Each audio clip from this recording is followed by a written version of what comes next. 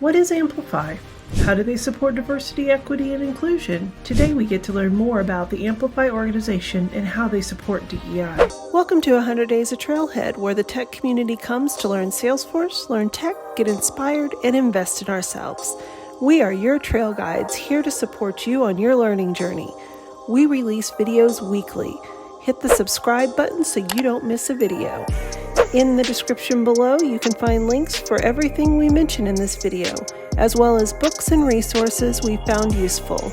Visit our blog, 100daysoftrailhead.com, for other helpful Salesforce and tech content. 100 Days of Trailhead has a mission that includes supporting diverse populations on their learning and career journeys in tech. Today we invite Dr. Makeda Keegan and Rachel Hands of Amplify, an organization focused on supporting underrepresented populations, to join us to learn about their range of programs. Since it's International Women's History Month, we dive in and learn more about Amplify's programs that support women in tech and intersectionality. Dr. Makeda Keegan is a business analyst of strategic enrollment initiatives with Northeastern University and the VP of Amplify. Rachel Hands is the Director of Delivery and Operation at NowItMatters and an Amplify board member. Welcome everyone. My name is Rachel Watson, one of the co-founders here at 100 Days of Trailhead. We are lucky today to be with two awesome women, Dr. Makeda Keegan and Rachel Hands of Amplify. Thank you ladies for being here today. Hey, Rachel, thanks for having us. Yeah, happy to be here. So I would like to learn a little bit about both of you. We'll start off with Makeda. Can you tell me a little bit about yourself, how you got into tech and your role with Amplify? My story getting into tech probably mirrors a lot of other folks. It was a complete and utter accident. I actually was a philosophy major in undergrad. So cool. I do not have an engineering degree for my undergraduate degree. But this cool thing called the internet started gaining some popularity around the time that I was coming into young adulthood. And I got really curious about web pages, how to build them. I saw the potential for good, because it was, back then the internet could spread. I wanted to be on the ground floor of that technology. So I essentially, with the help of some allies, and we'll talk a little bit about that later, for the most part, kind of self-taught myself some web development skills. And that's kind of how I ended up in tech. I'm currently at Northeastern University in Boston. I work for strategic enrollment initiatives. What we do is evaluate new technologies, take a look at their current technologies, see how they fit in with our overall strategy. We interface with central IT organization. I do a lot of project management and business analysis now. Every once in a while, I roll up my sleeves and get my hands dirty, but so that's sort of what I do. A lot of Salesforce technologies, but other technologies that I manage as well as part of that role. And with Amplify, I have always been a fan of Amplify, even when Amplify was Girl Force many years ago. And my first encounter with Girl Force at the time was at Dreamforce. And I saw a powerful group of folks who were empowering other people in that space to be the most authentic, impactful leaders that they could be. And I was like, you know what, I got to be a part of this. So a couple of years later, I ended up co-founding with Rachel Hands, the Boston local chapter of Amplify, and got really involved in the board. And now I'm vice president of Amplify. So we'll probably have more to say about that as well, but just really happy to be a part of that organization. Well, that is awesome. That is a really tremendous journey from learning some web pages all the way up to VP of Amplify and helping a very well-noted university. I mean, that's awesome. So Rachel, tell me a little bit about yourself, how you got into tech and what your role is with Amplify. Yeah, so similar to Makeda, I did not do this on purpose. I went to school for classical music, have degrees in French horn performance and music history. moved from there to working at a local community orchestra west of Boston, actually in Makeda's hometown, and got hired at this organization sort of as a jack of all trades nonprofit, wearing all the hats. One of those hats was implementing this new ticketing and donation management platform that was built on Salesforce. It was fresh out of beta, called Patron Manager back in the day. After about a year doing that, the implementation was done, and I ended up moving on to working for Patron Manager for the next 8 or 9 years. So moved there from migrating data from legacy systems into Salesforce to running the data migration team, to running the support team, to eventually running all of the client-facing teams for the company, for the Patron Manager division of the company. March 2020 did what it did to the performing arts world, and I found myself in need of a new role. Was very fortunate to land with the good folks at NowItMatters, so have redirected my attention to social impact nonprofits in my professional life, still running the client-facing teams and also the internal operations teams now for NowItMatters, and also working as a board member of Amplify, which I came to around the same time as Makeda when we started Amplify Boston.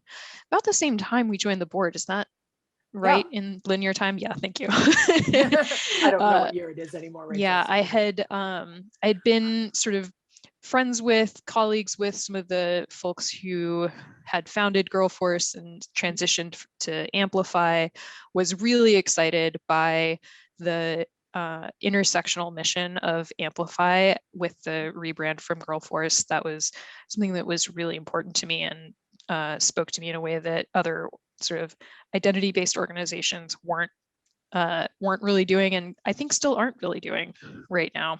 So did a panel at Allyship with Marisa Lopez, who's our Amplify board president, and she encouraged me to go for a slot on the board. Interviewed with former board member Tracy Kronzak, who's now my colleague at NowItMatters, to my daily delight, and wound up, serving for the last couple of years on the board. And I run, part of what I do on the Amplify board is to run our Accomplices program, which is designed to get the folks who have the structural power to think about how to use it better. Awesome. Fantastic. And I think it's really interesting that you both have so many overlaps in your past and falling into something that you didn't plan. But I want to point out, Rachel, you mentioned that you started out as a classical musician. I think a lot of people have a misconception that you have to be very, very technical in math and science and be really great at that. There's a lot of creative people that are in the world of tech. And furthermore, musicians, people don't think about it like this, but musicians, it is a collision of creativity and math, because time signatures are exactly that, math. Yep. Yep, rhythm is nothing if not math. I mean, and so is pitch when you get down to it, but I won't get too nerdy on this one. I can get real nerdy with you because I was a musician myself. We'll talk about that another time, which we definitely have to one-off on that. Yes, definitely. So I want to dive a little bit deeper into Amplify. Either one of y'all can take this. What is, for the audience that isn't really familiar with Amplify, can you give us the URL so they can find you? And also, can you talk a little bit about the organizational mission and the vision for Amplify? Sure, Rachel. Amplify, and we're located online at weareamplify.org. Our mission is to empower underrepresented voices in technology and those who support them to be fearless leaders. And to echo what Rachel had said earlier, Amplify is very, very unusual in this space. And to my knowledge, I'm not sure if there are really any other organizations that are approaching this the way we are, because we are inherently and explicitly intersectional in our mission and purpose. we basically welcome those underrepresented voices, whether they be people of color, LGBTQ, TIA, neurodiverse. We basically do several things and support folks through multiple programs. I'll get into that in a minute, to help them develop their leadership skills and take the place they really do need to take in this field. Another really important thing that we do is diversity education. And I want to hand it off to Rachel actually to talk a little bit more about that piece and something I'm really proud about, which is our allyship program that Rachel created and is really our subject matter expert in. So Rachel. Yeah. Before I dive too deep into that, I should probably also give some due credit to our sponsors at many sponsors, but particularly at Salesforce.org, who made it possible for us not only to make our study group programs free, but also to subsidize the cost of the exam for some of our participants. That's been pretty huge as well. Very important. Thank you for shouting that out. Thanks, Salesforce.org. Yes. Yeah, no, our allyship program is centered around our monthly, what we call accomplices town halls. And we frame it as accomplices because we want to remove the notion of allyship as something static or something, an identity that you claim. I am an ally is a really easy thing to say and a really difficult thing to do. So we wanted to use the word accomplice as it reflects more of sort of a stake in the game. You are putting some of yourself on the line when you act as an ally. So the town halls are designed to be monthly conversations where folks who are trying to do better at this get to talk to each other about the ways in which that's hard, the ways in which they've succeeded, the ways in which they want to do better going forward in a place that recognizes that it's a journey. And, we are all trying to do better. And it can be difficult to talk about trying to do better in a space where you might be hearing messages of that's not good enough. Try like you are trying to do better, you're not good enough yet. And while that might be true, you might still need to get better. It can really help to have those conversations out in a place that is relatively judgment-free, where we're able to say, yeah, that is a hard thing to do. It's hard to not freeze when you see something untoward happening. It's hard not to, it's hard to think of the right thing to say when you see somebody being harassed or getting sort of racist comments thrown at them. Here's how you practice. Here's a space where you can practice with other people what you might say in that moment. So most months are fairly intimate conversations where we bring those kinds of questions to the table. Often sort of current events, the things that are happening around us come to bear on those conversations. We'll occasionally also have guest speakers. We have had Karen Catlin, who's the author of Better Allies and Better Allies Hiring, and the Better Allies 5 Actions newsletter, come and talk about her book. That was really great. We've had Shauna Potter, who is a punk singer and author of Making Spaces Safer, talk about bystander intervention. This coming Friday, not sure when this is going to release, but this coming Friday, we're talking with folks at Name Coach about the app that they built to help build some more inclusive practices in tech. And yeah, so we're trying to expand those conversations to include basically any resources that can move the effort of allyship forward. So probably our biggest conversation so far was last June, shortly after the murder of George Floyd. Makeda actually was getting a lot of questions thrown at her from very well-meaning folks asking, what can I do? How can I be a good ally in this time? And so we wanted to sort of address those questions that were really top of mind for people. So we did a webinar, reached a couple hundred people, which was our biggest by far. talking through sort of what the allyship journey looks like, what people can expect from themselves, and what people should try to push themselves through along that journey. So that was something that we were quite proud of from last year. Rachel, I don't want you to leave out the fact that with that seminar that we did last year, and I think it was really important and really, quite frankly, one of the best programs I think we've ever done. We made that available to people outside of the tech community. Usually our program really focuses on what folks can do within the tech community around these issues, but we opened it up to everyone. So we had folks from different walks of life. We had folks from the education sector. We had folks from different parts of the public sector. We just had some citizens who were concerned, and we promoted it. And the feedback that we got on it was incredible. And really was very useful and very helpful. So again, like I just need to congratulate Rachel on the incredible programming that she put together for that. And I'm very proud of what Amplify did during that time to help folks with this. Yeah, and I don't want to understate either the fact that a lot of that was reactionary, right? We were reacting to a situation that had a lot of people suddenly a lot more concerned about this issue that we had been talking about, monthly for a year and a half at that point, is how long the program had been going.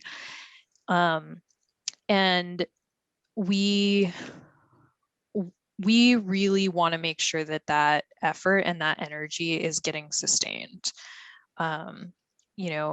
It took a particular confluence of circumstances around last summer for people, mostly white people, to get really a sense of what was at stake for Black people in particular in this country, and in different ways for Asian Americans, in different ways for Indigenous Americans. Those concerns and those questions that folks had are really easy to let go of when they're not part of your everyday onslaught. And so part of the reason why we keep doing Amplify Accomplices monthly town halls every month is because we want to make sure that there's a way for people to maintain that momentum. We want to make sure that there's a space for people who want to hold themselves accountable for continuing to do better and not just sort of putting up a black square on Instagram when everybody's doing it. So the Accomplices group is really not specifically for any particular group, but to be an ally, just be a better ally in general for all groups. Yeah, exactly. We've all got to Makeda's earlier point about sort of the intersectional nature of what Amplify is trying to do. If folks listening to this aren't familiar with that idea, it's the idea that we all have identities that overlap and intersect in different ways, and that our different identities can create ways that our oppressions intersect. So if you are a woman or a non-binary person of color, you have intersecting oppressions at race and gender. Allyship is, people say that it's a verb. I say it's a team sport because of that intersectionality. And again, I don't see a lot of organizations doing the kind of work that Rachel's doing, the kind of work that Amplify is doing in this area to make sure that people realize that and approach it from that angle. So. Absolutely. And I think that one thing that Rachel said is this isn't, this is a journey. So if it's a journey, it's not a sprint. And that's the thing is anybody, that has been studying being an ally, it's not, I don't think it's anything that you arrive to. I think it's a continuous journey. So I just wanted to kind of double down on that. Yeah, totally. We talk about it as a journey that starts over again every time you learn something new. Certainly. So I want to switch gears just a little bit because this month is International Women's History Month. And so I want to talk to you a little bit about what does Amplify, what kind of programs help support women in their tech journey? What is out there for them with Amplify? Sure. So, like I said a little earlier, we've got a lot of offerings for women and for anyone who really qualifies as an underrepresented voice. I think that we've gotten a lot of great feedback on our mentoring circles in the past. It's a great place for folks to come and really kind of talk about their goals, their professional goals, their objectives, and to also sharpen some of those leadership skills that they can use professionally as well. So that's I think that's, in my opinion, I think that's one great program that we offer for specifically for that purpose. And again, thanks to the wonderful generosity at the folks at Salesforce.org, we're able to offer our certification programs free of charge and offer vouchers as well to participants. Again, that's going to, the certification piece is interesting. It's not just about that accreditation, right? It's also about building that confidence as well. Right. So, I think that's a critical piece that a lot of people don't talk about. Like, because when you pass that cert, when you get that, like you know, and you can show that right? And that helps you when you're interfacing with employers or interfacing with folks at your organization. So that's something that I think is helpful for folks as well in what we do. We do. And one thing I didn't mention before is that, and COVID sort of shifted this a little bit, but we do have local groups, local Amplify groups in several cities across the US. And actually, we just opened up our first group in the UK in 2020 with COVID and all. And these smaller regional groups, like I mentioned, Rachel and I are involved in the one in Boston. We have the East Bay group that really sort of started the whole thing. We've got some folks in LA that periodically meet. We've got some group in DC and New York that's spinning up. And we also have some folks in Atlanta who are getting started this year. Those kind of smaller local gatherings are really helpful for folks to be able to not just network, not just meet, but really, again, come together to talk to folks who are facing some of the same issues and some of the same challenges that they are in the industry, and to actually find some solutions around them. So those are some of the things that we do. Fantastic. Yeah. So I want to ask you, in relation to being a woman, or however you identify yourself in tech, what does it mean to you to be a woman in tech, if that applies? And then also, does how you show up and how you interact with people in tech, does that differ than your peers? Makeda and I both just smiled and nodded quietly for anybody who might just be listening to the audio on this. gentle smiles and nods. Yeah. I'll talk a little bit about this. My experience at Patron Manager was fairly unique in that it was, for much of the time, very strongly women-led. Particularly the last few years, our leadership was within the Patron Manager division really predominantly women. And you had to go a layer or two down before you found somebody who was not a woman or non-binary in the organization. And that really engendered in me, I think, a level of confidence and a level of sort of I belong here feeling, that when I went to Amplify Boston meetups, and we would sometimes do those in conjunction with our local women in tech group, shout out to them. and I would talk with folks who are the only woman on their team or the only woman sometimes at their company. It was just sort of always a really stark reminder for me of like, oh yeah, this is what I don't have to deal with. Makeda, did you want to contribute it to this?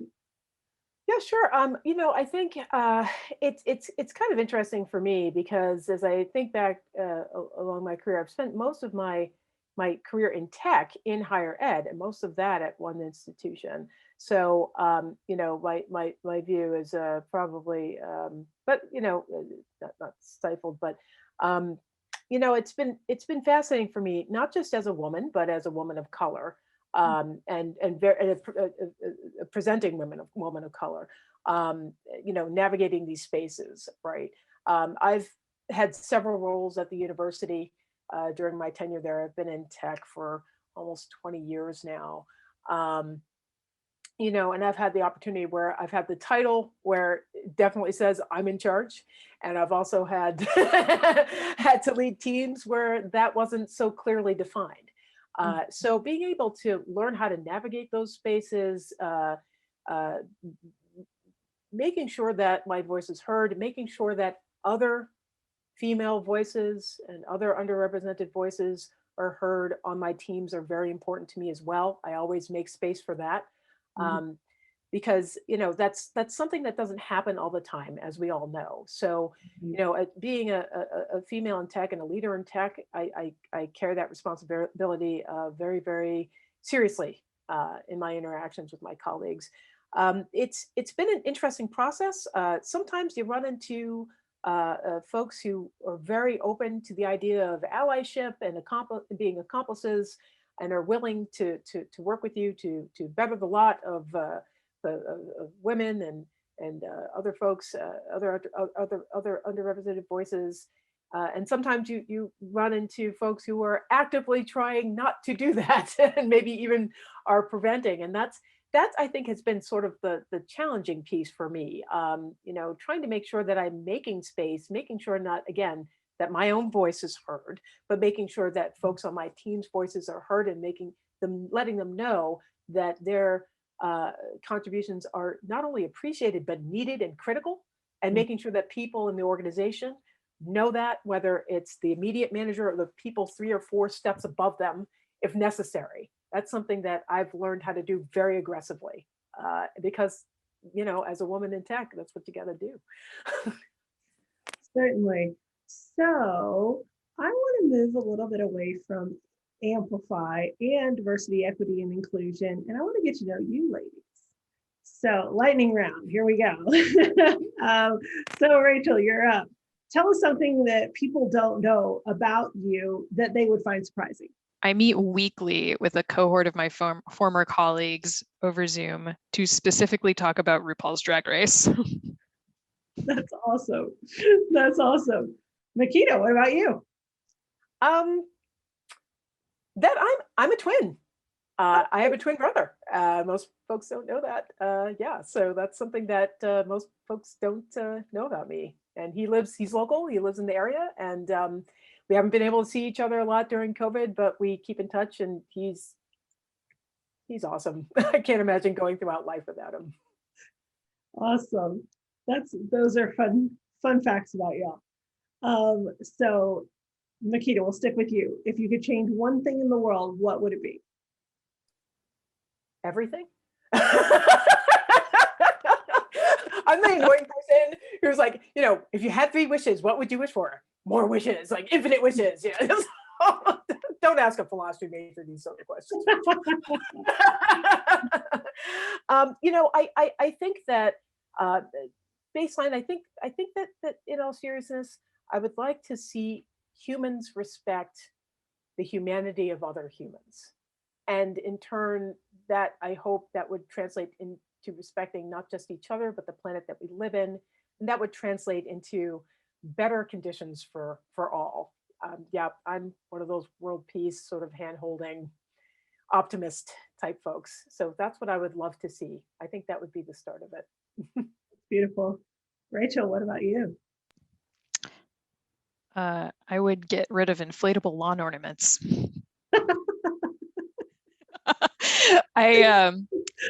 I had to actually write an essay about like what's one thing that the world would be better without for applications for a doctoral degree that I was doing in music performance. And it's like a 500-word essay about what would you change about the world. And I was like, I don't know, can I like send you my master's thesis?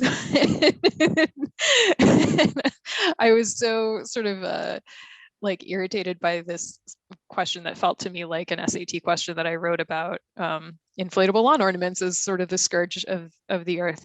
And I stand by it. Well, no, to no surprise to anybody, I did not get into that doctoral program, but I don't think that essay is why. Well, that is so funny. I love it. I love it. So for anybody that says you don't have a sense of humor there, that proves it for sure. There's your fun.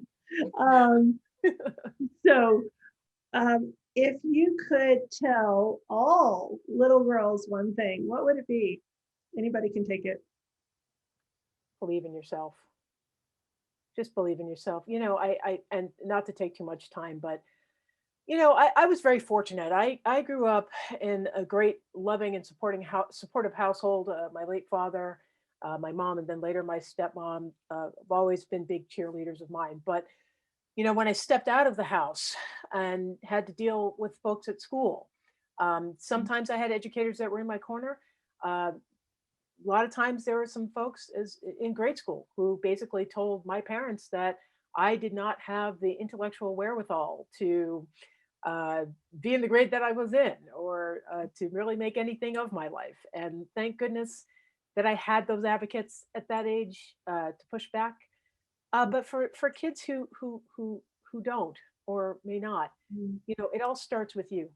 And even with me, with all the advocacy I had to make that decision that I was enough and that I could do it at a very early age. So if I were to tell any young girl that, that would be the place I'd start. That's beautiful. Rachel. Yeah, I think I would also tell this to any adult, which is you deserve to be safe and respected and taken seriously, no matter where you are or who you are. Absolutely. So a fun one, Rachel. What's your superpower? My superpower is knitting. Oh yeah? What's the last thing you knitted? The last thing, so I'm currently finishing a sweater modeled after one that the character David Rose wears in Schitt's Creek. What was the last thing I finished? I think the last thing I finished was a pocket scarf for one of my friends. Nice. Very cool. It comes in it's a superpower in New England because when your heat goes out, you are very grateful for this skill that you have. Yeah. Oh yeah. I'm going to upvote that. I'm going to upvote that as a critical superpower to have, Rachel. So yes, indeed, 100%. All right, Makeda, you're up. What's your superpower? Oh goodness, I think you've got me stumped. I don't really know if I've got any superpowers. You know, I think maybe one of my superpowers is optimism. You know, that's definitely in my toolkit. You know, I am mostly a positive person, and I like to spread positivity. You know, to all the folks around me. So maybe that's it. I think you've got another one, Makeda. I think you've got a superpower that is organizational inspiration and inspirational organization. Like you are great at inspiring people to get stuff done in a way that I've never seen from anybody else. And I hope you honor that. Oh my goodness, Rachel Hands. I am for once I am speechless. I can't find anything to say. Perhaps that is another one of your superpowers. Thank you. Superpower is shutting up Makeda Keegan. It's shutting up Makeda Keegan. I feel like we're about to get into like a Dungeons and Dragons type situation here. We're going to be listing out powers and strengths, but I mean, right back at your Hands. I mean, I think that you and Rachel, don't stop, because I know this is becoming a meeting of the Mutual Admiration Society, but I got to get this out. You know, Rachel Hands, you have an incredible gift and talent for cutting through noise and making sure that we see first things first. And just, it's something that I marvel at every day. And I just love working with you because you just cut through all the haze and just put that out there and just keep folks focused. So, and that's part of, I mean, part of your managerial superpowers as well. So I just need to get that out. What I like here is this is really showcasing something that is very unique about Amplify. This is the level of support that I have seen anytime that I was at an Amplify event, anytime that I have come in contact with, even in brush contact with members of Amplify, generally as a whole. This is the kind of stuff that I've seen. And I have to say that I appreciate it. And I appreciate this level of communication between people that are really invested and they do it as a volunteer. So I just want to point that out. Thank you. Thank you. Rachel. So I want to ask y'all, I'm gonna step back into an actionable step. What do you think would be an actionable step that you could give someone who wants to improve their allyship ability or their accomplice ability, to take Rachel Hans's words? What is one actionable step? Makeda, go. Well, actually, I'd like Rachel to answer this first and I'll answer it second. So Certainly. Yeah, one thing I tell folks, because the biggest challenge, again, for a lot of folks with allyship work is sustaining it and making sure that it stays front of mind, even when it doesn't have to be. Find a cause that you already care about. Find an organization who's working to advance that cause for an underrepresented group that you don't share that identity. So if you're a white person and you care a lot about education, find an organization that is doing work to advance education for Black kids in your area. I promise you're going to be able to find something that intersects in that way with something that you already care about. Set up a recurring donation if you've got cash to spare. Figure out what volunteer opportunities make sense for you if you've got time to spare. Figure out what retweets you can spare that organization if you've got social media cachet to spare. And make that sort of a way to launch your allyship as part of something that's already authentic to you. It doesn't have to be something that feels totally new and a totally new endeavor. It's a new angle of the thing that you've already cared about. And that makes it a little bit easier to reach and a little bit more likely that you're going to continue in the long run. Great tip. Makeda. yeah, I think that's great advice, and it's sort of it goes along the lines of what I would like folks to keep top of mind when they're embarking upon or continuing their allyship journey. I think one thing folks do need to keep in mind is that you know, as much as they want to help and as much as they want to share, they need to find out from the folks that they are trying to be allies to how they can help. Should never presume that what you may think might be the remedy for whatever the issue is what is the correct course of action. So the best way to be an ally and accomplice is really to be a partner. And then that goes into another piece of allyship that I think folks sort of struggle with sometimes. You know, I think, you know, it maybe it's part of the same thing, but you know, you don't want to get into a situation where you're seeing yourself as the superhero, or as Karen Caitlin puts it, like performing like a knight-like action. You know, riding in to save the day. You know, I'm super Makeda, and I'm going to save all of my, you know, LGBTQ TIA friends from oppression and terribleness, and they can't do it without me, right? That's a trap, because in that way you're not being a partner. You're actually kind of asserting yourself as you know, actually kind of, again, not being an equal, but being superior to the folks that you're trying to help. So, and you get into like a savior complex, and that's not the kind of assistance that folks are looking for. They're looking for partnership. They're looking for true allies and accomplices. So I would just say that when folks are embarking upon or continuing their journey, need to keep those sort of things top of mind. Else, you may end up falling into the trap of just doing performative things like the black squares on Instagram, like Rachel talked about earlier, that aren't really helping, or worse, you're alienating or even perpetuating oppression to the group that you're trying to help. So, Yeah.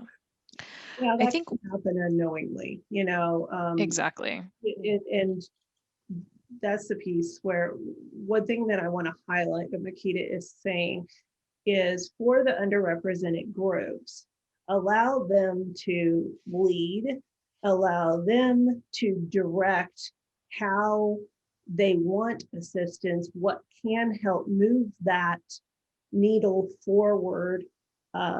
So, I mean, I can speak as a woman. So if I have a male ally, for example, I would want to be the one that is leading that and asking for assistance with this, that, or the other. And they can certainly ask me, you know, how can I be a better ally, or what can I do? And I could potentially, you know, depending upon who you ask, of course, they could, that individual can potentially give you some actionable steps, just like Rachel and Makeda have done here, giving some actionable steps. Somebody were to ask me that as a woman, I could come up with some actionable steps as well. Just understand that not everybody has all the answers either, and one person can't, you know, even though I say something, I don't represent all women either. So there's exactly. that. Yeah. Yeah, absolutely. And one last thing I want to say there too is that sometimes taking that action entails something that feels risky to you. It might mean, you know, if you're a white man in a position to call out a client who said something to a Black woman colleague on the phone with you, it might feel risky in that moment to say something. You might feel like you're risking that person's business, or something is like a personal risk to you. I've certainly been in that situation and not done the right thing. The bigger risk is to let the status quo go unchecked. The bigger risk is to the Black woman in the call with you. The bigger risk is letting that situation fester and seem okay. The risk to you is always less. And I also want to say, you know, there's various levels of privilege, and we're not going to go too deep into that because we're running out of time. But at one point in time, there's going to be a time that every single person has more privilege than someone else. So it's not just up to one person. It's not up to one persona. It's not just up to the white man. It's not just up to the white woman. It's not just up to, you know, this person, that person, this persona, that persona. You know, an able-bodied person has more privilege in some situations, not all, has some, you know, has more privilege in some situations than somebody who is not able-bodied. So I'm formerly a sign language interpreter. So if I walk into a tech company that is mostly hearing people, and there is someone who is a colleague whom is deaf, then I can be an advocate for that person, right? So I can help make sure that, or do my best to help make sure that I help create the space so they have a voice. However, if I walk into a deaf organization, then they might, my colleague, you know, that I just spoke of, I might have been invited and I'm there, I'm the hearing person, not within that culture. So they might have to give me the space so I have the voice in that same situation. So that's just one simple example of something that probably most people don't think of. I think ability is one of the most, I think, overlooked aspects of underrepresented identity, particularly in tech. And whether that is hearing or vision or mobility, there are so many strides that we have to make as a field and industry, a global economy, to make that better for everybody. And part of that is, to your point, Rachel, is shining a spotlight on those issues and getting that conversation more volume, and getting that more front of mind in our industry. Absolutely. Absolutely. So each of you have 5 seconds to shout out anything that you want to be amplified. All right, Rachel, are you ready to go? I am actually. I'm going to go even outside the bounds of anything that we've talked about. I'm going to talk about an organization that I volunteer with called Empower Work, which is a crisis text line for work-related problems. I'm a volunteer peer counselor, talk folks through the feelings around work issues and help people make plans of action. Thank you. Makeda. Of course, I'm going to shout out Amplify, but I sort of feel like I should bring attention to a couple of other things I'm involved in. One is another training entity in the Salesforce ecosystem that I'm actually involved in Boston, called PyTap. It's run by an incredible woman named Karen Hines. They've really done some great work around getting folks who are not traditionally in the tech industry into the tech industry through Salesforce technologies. One of my passions is actually economic opportunity. I didn't even talk about my PhD work in public policy and law, and technology. So this is something I really, really care about, and bringing equity and equality to the space. So I want to shout those folks out. pytap.org. They need volunteers too. They need your donations too. So please hit them up. Absolutely. Thank you both for being here, and thank you for your allyship to me.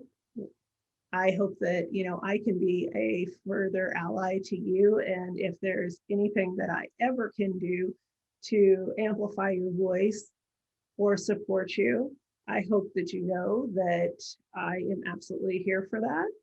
And I just want to say that you guys, or you ladies rather, are just incredible. And I really am honored to be sharing this space with you this evening. So thank you. Rachel, thank you for letting us talk a lot about Amplify and all the work we do. And we are real honored that you gave us this time in this space to share with the community some of the resources that are available to them. And I'm sorry, I have to do one more Amplify commercial. If folks are interested in getting involved with Amplify, please visit our website at weareamplify.org. We are always looking for volunteers. We are always looking for donations ourselves, but we are also just really looking to engage and help raise up underrepresented voices. And this opportunity has been incredible. So Rachel, thank you so much for having us. Yeah, absolutely. The honor is ours. Thank you, Rachel, for everything that you're doing in this community, and for giving us some space to chat about Amplify, to express our gratitude to our sponsors and our fellow board members and our amazing cast of volunteers all over the country and in the UK. Really could not be done without the whole group effort. So really appreciate the time to talk about it. Well, thank you very much. And we will see you all next time. Thank you for spending time with us. Please like and subscribe to our channel because we share weekly content to support your tech and Salesforce learning journey. Don't forget to hit the notification bell so you don't miss a new video. We also handpick these videos which we recommend you watch next. Connect with us on Instagram, Twitter, Facebook, and on 100daysoftrailhead.com, all of which are listed below. Thank you for learning with us, and we'll see you back tomorrow.